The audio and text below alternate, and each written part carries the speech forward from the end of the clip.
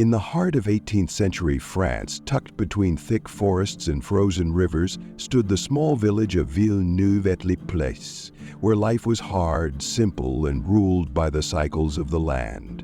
The winters were brutal, the forests were endless, but for generations the people lived in uneasy peace with the wild. That peace shattered during one terrible winter, when the forest sent hunters of its own. They came silently. They came hungry. Were the Wolves of Villeneuve, and they would turn a remote village into a place of death and dread. It began in the early days of winter. A young boy sent to fetch firewood vanished into the woods. When the search party found him, there was little left but blood on the snow and a trail of paw prints too large to be normal. Fear rippled through Villeneuve, but fear alone could not stop daily life. People still had to hunt, gather wood, fetch water.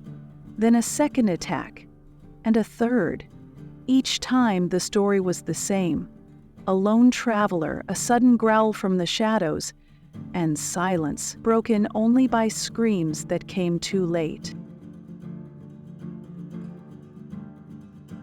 As the hunger of winter deepened, the wolves grew bolder.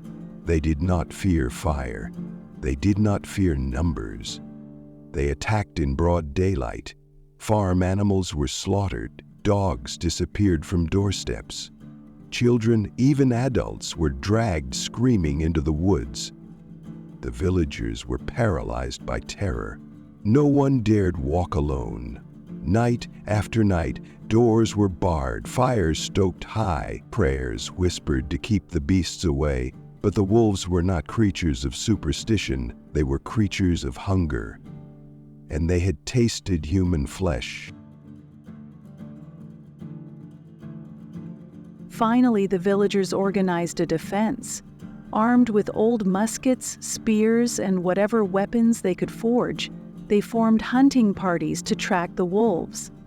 But the wolves were elusive, cunning, moved like ghosts through the forest, appearing, attacking, disappearing without a trace. Some hunts ended with nothing but footprints melting into the snow. Others ended in disaster, with men lost and bodies mauled beyond recognition. It was not a war between man and beast, it was a massacre. The villagers began to believe they were cursed, that the wolves were demons sent as punishment for some forgotten sin. As winter dragged on, desperation grew. Eventually, a band of seasoned hunters from neighboring towns joined the battle. They laid traps. They baited the wolves with carcasses. They tracked the pack tirelessly through snow and blood. One by one, the wolves were cornered and killed. The largest of them, a monstrous gray wolf, said to stand as tall as a man's chest, was brought down after a vicious fight that left several hunters wounded. The terror that had gripped Villeneuve slowly began to loosen.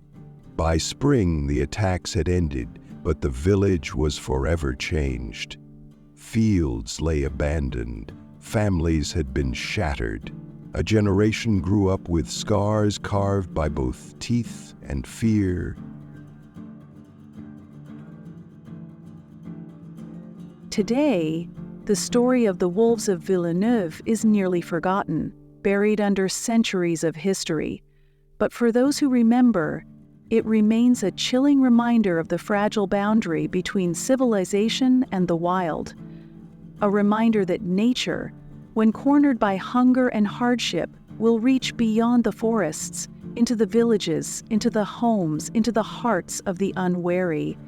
And that in the cold heart of winter, the line between hunter and hunted can vanish like footprints in the snow,